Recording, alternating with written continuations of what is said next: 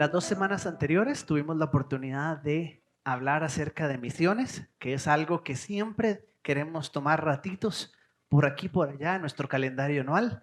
Nunca descuidar, que nos concentremos no en qué tiene Dios para que yo me vaya a la semana, sino que tiene cómo Dios me quiere a mí en sus planes.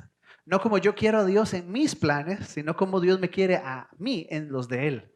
Y hemos hecho eso en las pasadas 2 semanas. Mirar una vez más la misión. ¿Saben qué pasa de hoy en 8? ¿Sí? ¿Qué comienza de hoy en 8? Empieza nuestra temporada de Navidad, nuestra temporada de Adviento. Esperamos que de hoy en 8 usted venga a este lugar y encuentre ya una decoración y encuentre cosas muy hermosas, ¿verdad? Y nos comenzamos a preparar de hoy en 8 para el tiempo de Navidad. Muy querido, muy amado. Ya de hoy en 8 empezamos a oír algunas canciones que solo oímos en ciertas épocas, ¿verdad? Y empezamos a disfrutar de eso. Yo sé que ya usted tenía la casa decorada como desde hace un mes, pero nosotros empezamos de hoy en 8.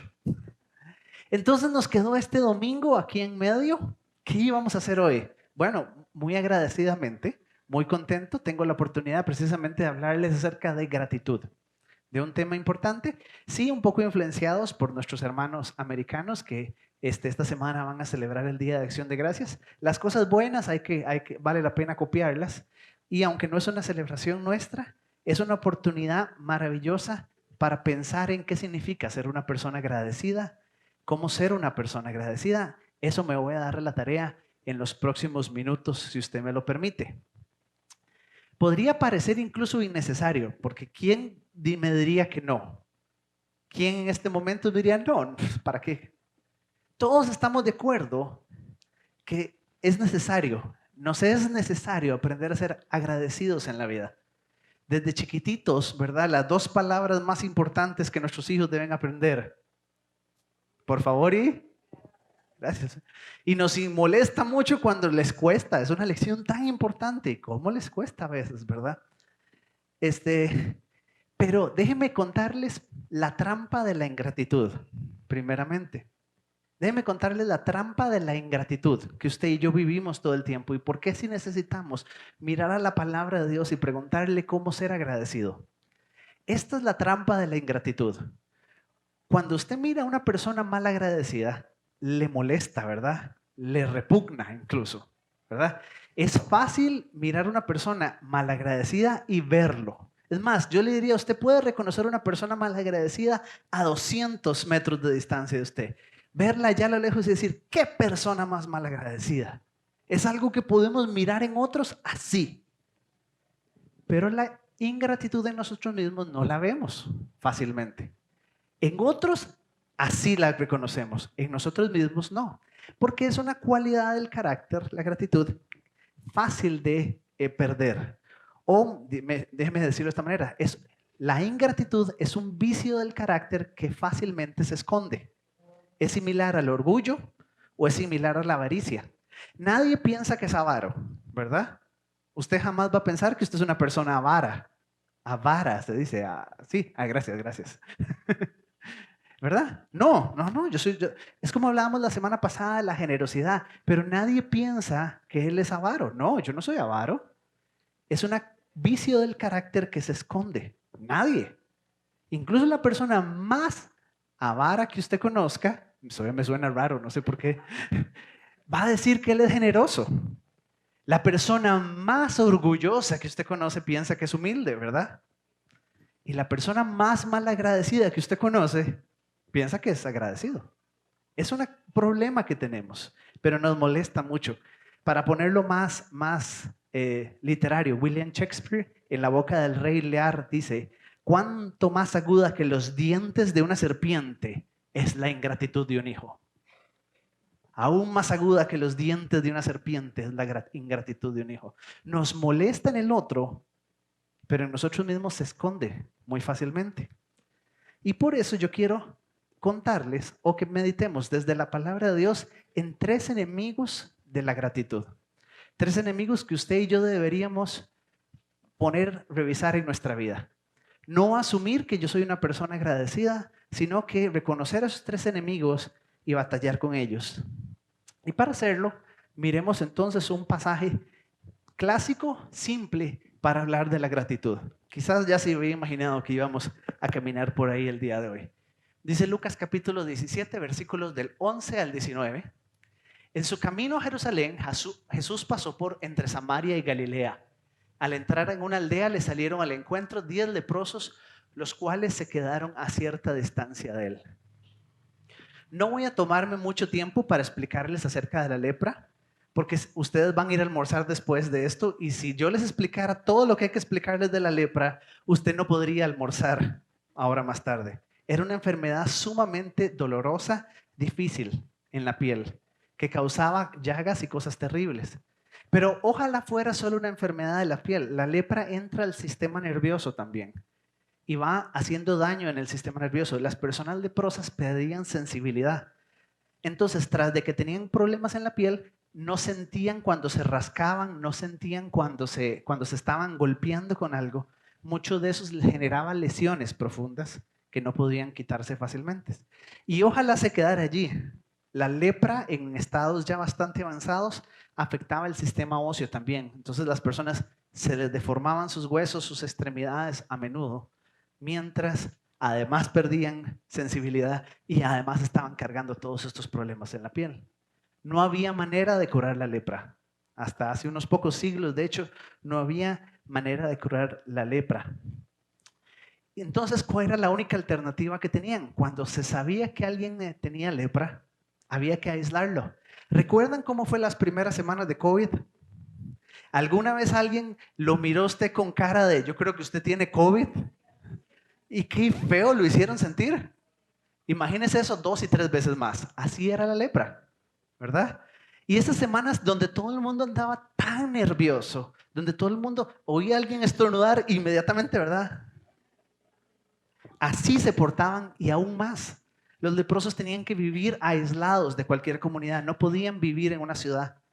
Tenían que incluso gritar leproso inmundo cuando la gente se acercaba a ellos, para que la gente supiera que tenía que alejarse de ellos. Era lo que se les exigía. Muy maltratados. Por eso precisamente es que dice que se quedaron a cierta distancia de Jesús, 10 hombres leprosos, y que le hablaron de esta manera. Dice el siguiente versículo, el verso 13. Y levantando la voz le dijeron, Jesús, Maestro, ten compasión de nosotros. Cuando él los vio, les dijo, vayan y preséntense a los sacerdotes. Vayan y preséntense a los sacerdotes. Un leproso jamás hubiera ido a presentarse a un sacerdote, empezando porque un leproso no tiene la libertad de entrar al pueblo. Pero entonces Jesús les da una indicación, vayan ante el sacerdote. En la ley de Moisés, cuando el leproso era curado, iba y era el sacerdote quien daba fe de que había sido curado o no. Era un poco la función del médico.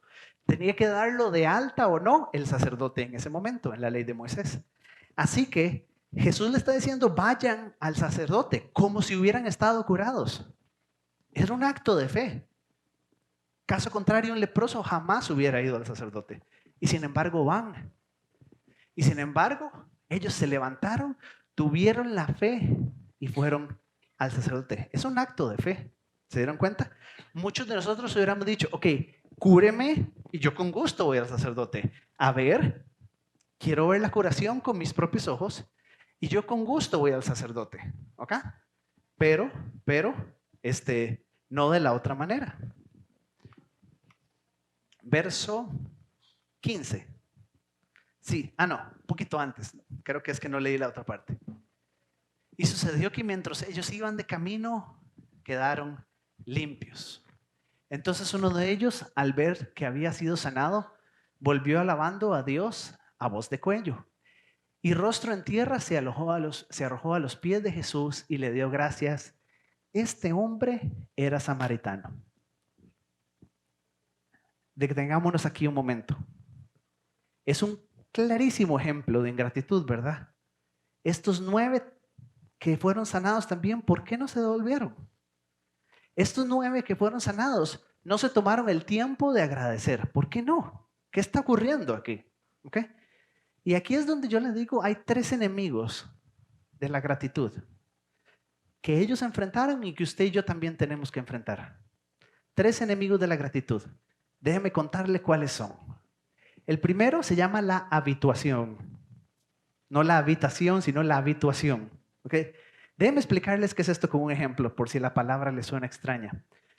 Sofía, mi hija, cuando era bebé tenía un sueño muy ligero. Todavía tiene un sueño ligero, pero ya como adolescente, preadolescente, duermen hasta las 11 de la mañana si usted los deja, ¿verdad? Pero de niña, de bebé sobre todo, tenía un sueño muy ligero. Entonces, yo sé que algunos papás han vivido esta experiencia. Yo prefería pasar media hora para ponerle en una cuna. O sea, yo ponerle en la cuna era un acto de ir aquí, aquí, ya la puse. Ahora, sacar el brazo. Se ríen porque lo han vivido, ¿verdad? Aquí, 10 minutos para sacar un brazo hasta que ya. Porque si yo lo trataba de hacer más rápido que eso, como tiene un sueño muy ligero, adivinen qué pasaba. Se despertaba y todo el proceso va de nuevo. 1 hora más, así que la media hora que tardaba haciendo eso, ¿verdad? Y uno así que hasta doblado y haciendo unas poses, ¿verdad? Ahí en la cuna. Pero la media hora que yo pudiera tardar haciendo eso, me valía por lo menos que se iba a quedar ahí dormida. ¿De acuerdo? ¿Por qué ahora, y los niños más grandes, yo tomo a mi hija Sofía, la hago casi que lanzada en la cama y no se despierta? Porque ya no. ¿Verdad? Ya más grande, y lo han vivido, yo la agarro, la alzo, la muevo y pesada y grandota y la puedo llevar hasta la cama de ella y no se despierta. ¿Por qué no? Porque el cerebro humano hace algo muy interesante, que es aprende cuándo sí y cuándo no. El cerebro humano está recibiendo toda la información. El cerebro dice, uy, me están moviendo. Pero ya el cerebro Sofía aprendió a decir, pero está más rico dormir. Y sigue durmiendo. ¿Okay? Ya sabe distinguir el cerebro cuándo sí y cuándo no. ¿Okay? Y creo que aquí en este pasaje está ocurriendo algo de esto. Déjenme explicarles por qué creo que está ocurriendo algo de esto. Dice que un hombre era samaritano. Entonces, por implicación, ¿qué eran los otros 9?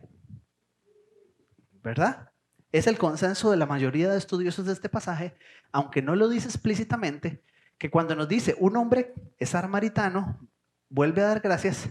9, los judíos, por cierto, no lo hacen. ¿Por qué los judíos no agradecen? Y es algo muy curioso en la historia de la Biblia, en la historia del pueblo de Dios, que el pueblo que más había recibido de parte de Dios bendición, el pueblo que más había recibido de parte de Dios milagros, era el pueblo menos agradecido. ¿Se acuerdan? Hablamos de esto hace un mes, cuando hablábamos acerca de Caleb. ¿Cómo es posible que el pueblo que vio al Dios hacer milagros en el desierto no pudiera confiar en él, no pudiera ser fiel al Señor? Y la respuesta es habituación. Desafortunadamente se han acostumbrado a esto y ya no lo veían especial. ¿Y cómo hacemos? Porque nos puede pasar a usted y a mí también. ¿Cómo hacemos para no habituarnos a las cosas por las que deberíamos estar agradecidos? ¿Cómo nos hacemos para no convertirnos en esa clase de personas que dan esas cosas por sentadas y no reconocen que hay que ser agradecidos? 2 respuestas. La primera y la más evidente es hay que ser consciente. Eso le va a pasar a usted y eso me va a pasar a mí. Yo tengo que hacer un esfuerzo por no permitir que las cosas comunes y corrientes por las que debo dar gracias, a mi familia, por ese cafecito que me alistaron, por ese desayuno, por ese almuercito que me prepararon. Es muy fácil habituarse. 15 a 20 años de casado, ya usted ni se da cuenta de esas cosas. Y a menos que usted se obligue a usted mismo, se fuerce a usted mismo a ser agradecido, no lo va a hacer. Número 1, hay que ser consciente. Y número dos, hay que de vez en cuando permitirse alguna circunstancia que lo ayude a uno a caminar a la gratitud. El pueblo de Israel tenía una muy hermosa. Hemos hablado brevemente de esto antes. Había una fiesta que se llamaba la fiesta de los tabernáculos, que consistía en que una vez al año el pueblo debía construir un tabernáculo, pero en realidad es una tiendita de campaña. Debía con madera, con ramas de madera, debería crear una especie de pequeño refugio. y debían dormir un par de días fuera de su casa ya. Si no, debían dormir ahí al aire libre y pasar la noche ahí. ¿Por qué? Para que recuerden que fueron un pueblo errante que caminó en el desierto. Para que nunca olviden. Y incluso hay un pasaje hermoso que dice, y esto cuando tus hijos te pregunten por qué hacemos esto, recuérdales, nosotros fuimos esto. En la vida del cristiano, a veces cuando las cosas faltan, cuando no tenemos todo lo que necesitamos, es la mejor oportunidad para aprender a ser agradecidos. Porque cuando estamos muy cómodos, se nos olvida. A veces incluso no debería enseñarle a los hijos que les falten cosas a propósito. Porque los hijos aprenden tanto de lo que tienen como de lo que no tienen. De lo que les dimos como de lo que no les dimos. Y algunos papás se obsesionan tanto por darle todos a sus hijos que se les olvida que precisamente con lo que no les damos a veces les enseñamos más. ¿Okay? La habituación puede ser muy peligrosa y es un enemigo grande de la gratitud. Vamos al que sigue de una vez. Jesús les dijo a estos hombres, vayan y preséntense al sacerdote. Y al parecer en el camino es que están siendo sanados. No queda del todo claro en el pasaje, pero el pasaje permite pensar que ese décimo dio media vuelta y se regresó. O sea que no llegó al sacerdote. Los otros 9, tampoco que no tenemos la prueba absoluta, pero parece que cumplieron la orden de Jesús. Entonces uno podría pensar, pero ellos estaban haciendo exactamente lo que Jesús les mandó a hacer. ¿Por qué habría de eso ser un problema? ¿Por qué habríamos de estar diciendo que son malagradecidos si ellos simplemente están siendo obedientes? ¿Ok? Este es el asunto. Este es el asunto. Cuando yo me preocupo más por el rito que por el Dios que instauró el rito, entonces pierdo la perspectiva. Cuando yo pienso que soy agradecido con el Señor porque oro antes de comer y vengo a la iglesia, podría estar perdiendo el corazón del asunto. Porque no, el asunto no está no es que haya nada de malo en el rito, no es que haya nada de malo en venir a la iglesia fielmente, no es que haya nada de malo en ofrendar fielmente, no es que haya nada de malo en orar antes de comer los alimentos todos los días. El problema es cuando yo pienso que el rito es más importante que el Dios que instauró el rito.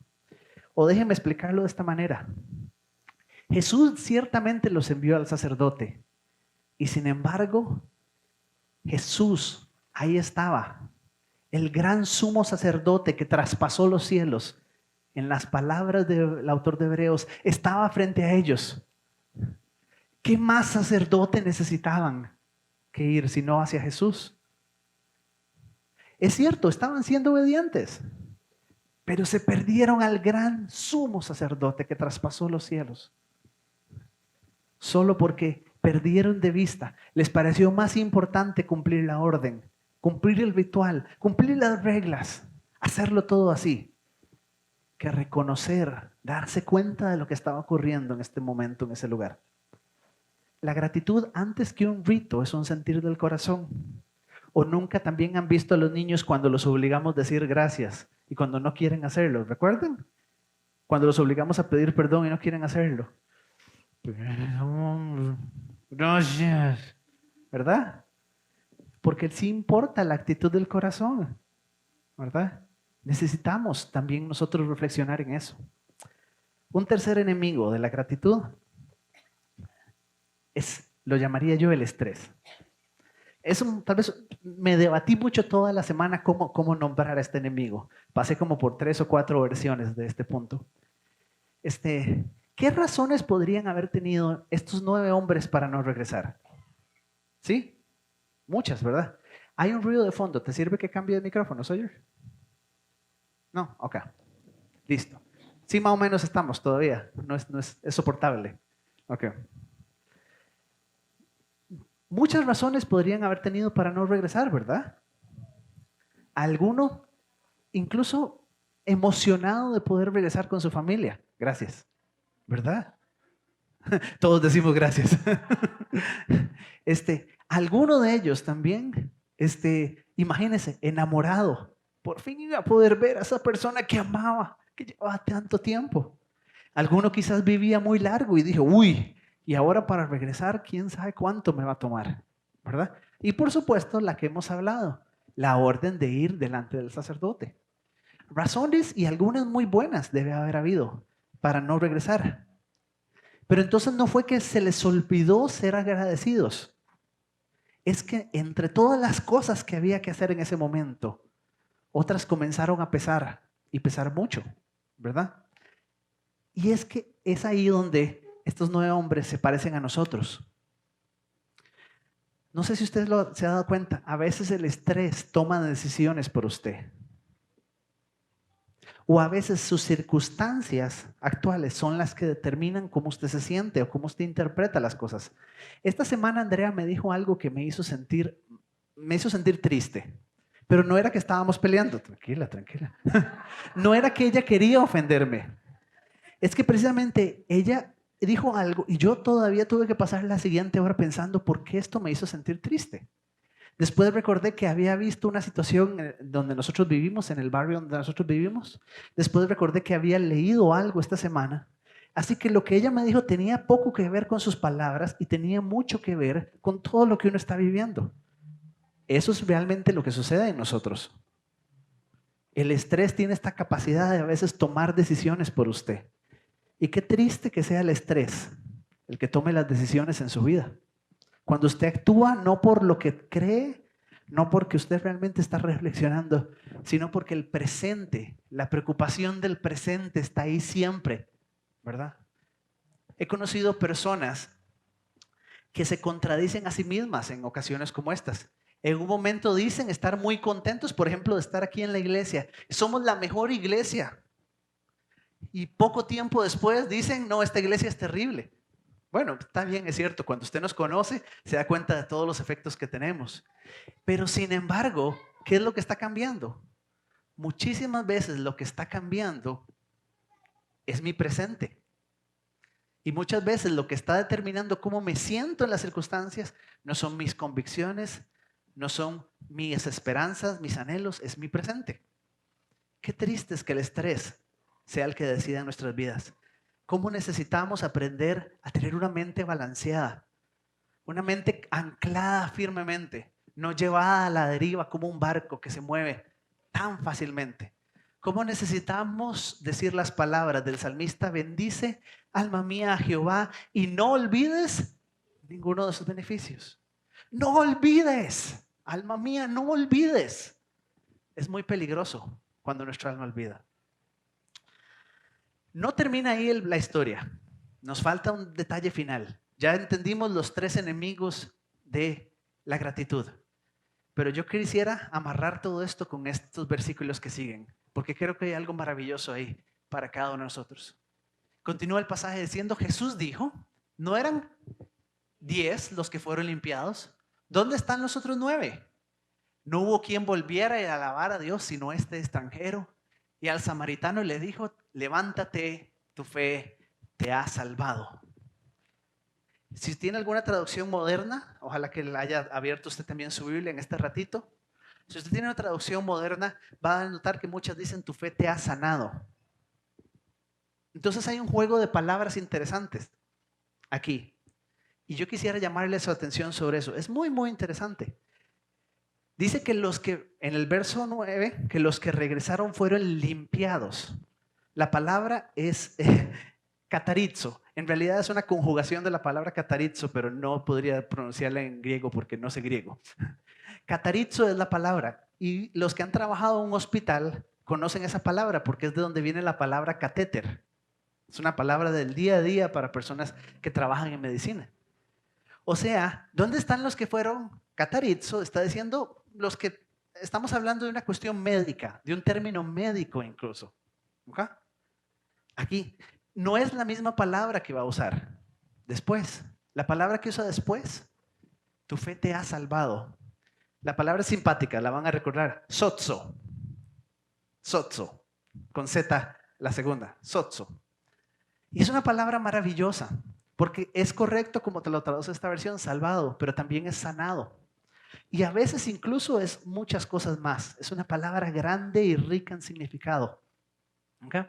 Por ejemplo, cuando la mujer que es del flujo llega delante de Jesús y es sanada, Jesús usa esta misma palabra, tu fe te ha salvado, o también algunas versiones lo traducen, tu fe te ha hecho bien. Sozo tiene que ver con bienestar.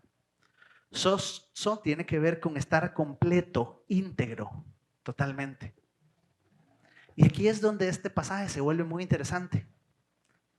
Jesús está haciendo una comparación. 9 personas se fueron catarizo. 9 personas, su piel es bonita hoy. Hasta bronceadita les quedó. ¿Vieras qué bonita les quedó? Solo uno fue sozo. 9 personas se conformaron con recibir esta sanidad que cambia la vida y que es maravillosa. No digo que no. Que es necesaria y que era oportuna. Por supuesto que sí. Que les lastimaba como personas, como individuos, que los había maltratado por años y que ahora ya no sería más. Por supuesto. Por supuesto. Y Jesús hizo muy bien en sanarlos a los 10. Pero solo uno fue sozo. Solo uno entendió que más importante que la sanidad en sí misma es conocer al sanador.